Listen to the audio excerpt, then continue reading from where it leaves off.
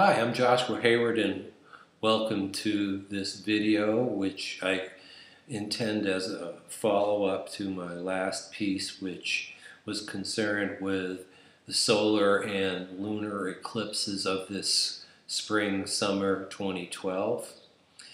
And I really see this as a threshold, that we're standing on the threshold of something big, something wonderful, something that we have never been able to experience in our lives as human beings. Maybe we've caught glimpses of it at times in the past, maybe in other incarnations. And but here we are right now in these bodies at this point in time. And what I feel that this eclipse period in between these two eclipses has for us, and following that, if we can attune ourselves to the energy, is an initiation. It's like a doorway. It's like a gateway. And it's a gateway to what? It's a gateway to authentic experience. So I'm calling this the gateway or the initiation into your true self. Okay, so let me explain how I came to that a little bit. If you watch the previous video, that will give you some background information. Also, if you read my blog on the website, dynamicmindcreativeheart.com, that will give you also a little bit of backup information. But I was talking about the divine feminine reemerging, and with Venus now in the sign of Gemini retrograding and getting ready to cross the sun in this very close position. It's sort of like I won't get into the technical details, it's sort of like a rebirth of the divine feminine on this planet that wants to come and be with us, that will really help us move into the future. This is counterbalanced by Mars going through the sign of Virgo and going through a very long retrograde period trying to get some kind of healing around male energy. So I see these counterbalancing of forces of male, feminine, and also I talked about values and ideals of havingness and how we have our lives, and what we really value most, and transforming that into higher consciousness. Okay, so that's all I'm going to say about the other video. We're going to move right forward here, but if you look at that whole thing about higher consciousness, we can also bring in Father Sky, Mother Earth, light and darkness, and embracing all. I think it's a time now when, if we discover our authentic self, that we can accept all those parts of ourselves, all those parts of our experience.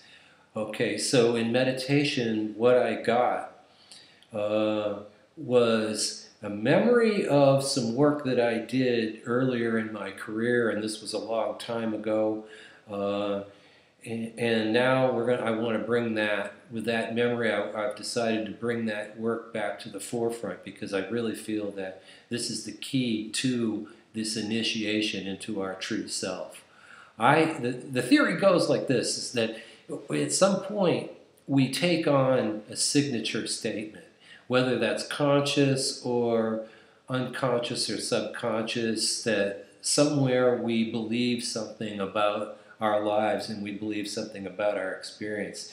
This is how we uniquely experience things, okay? And so it can be summed into one statement, possibly with some supporting statements, but what I want to focus on is that one statement, because each signature statement will develop a whole cluster or a structure of identities, and I call these negative identities, and which form a big web-like network of how we see ourselves in the world. It's a negative structuring.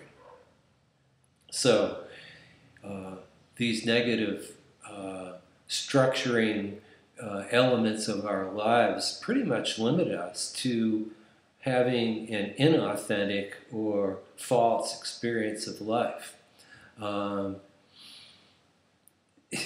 Trying to be someone that we're not is painful. This is what we are locked into on this planet.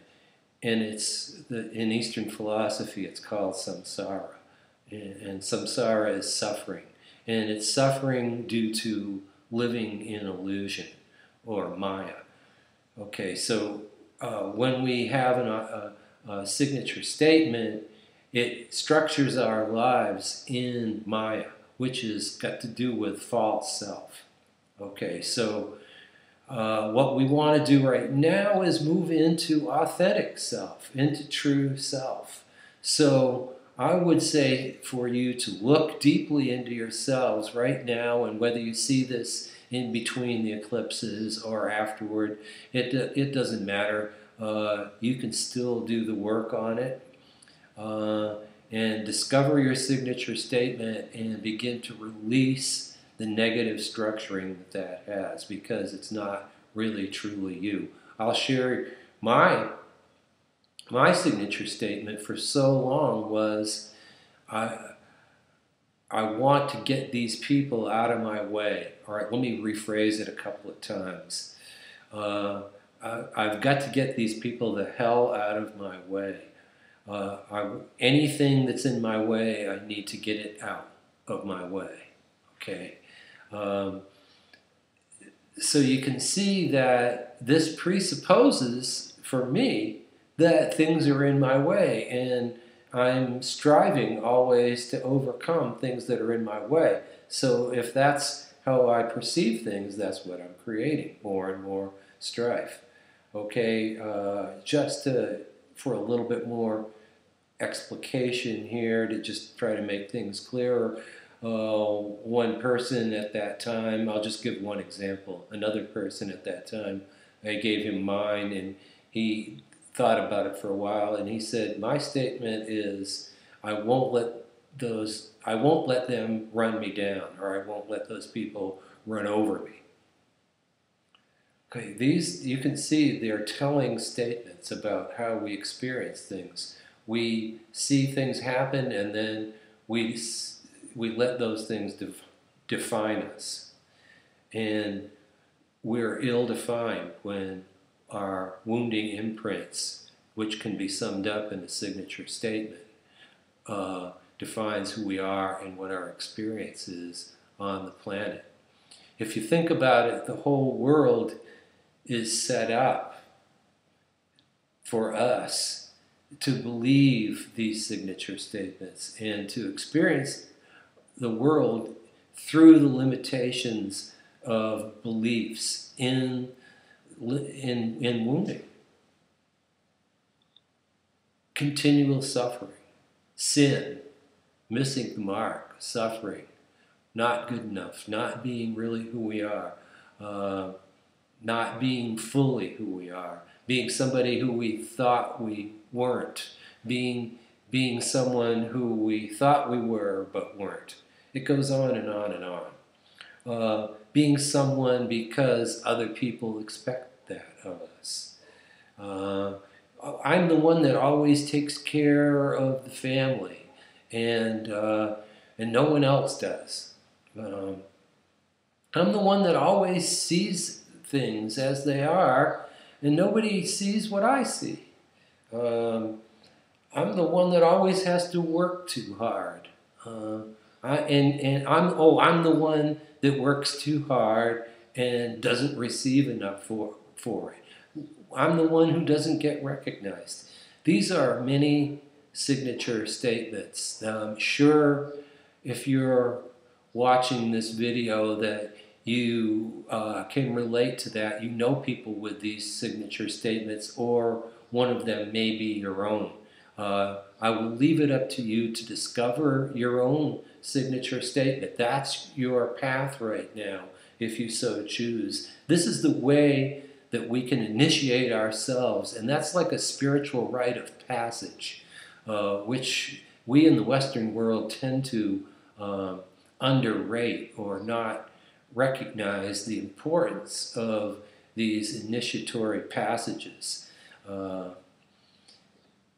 These are of tremendous spiritual importance, and I would like to put out to you right now in this video that it's time for us all, and this is all of us who are not already enlightened, and I could call this initiation into enlightenment, but that seems so nebulous or so far out there for so many people who haven't been at the ashram, who haven't studied the Buddhist masters and what have you. It's just enlightenment is a word that a lot of people can't grasp onto.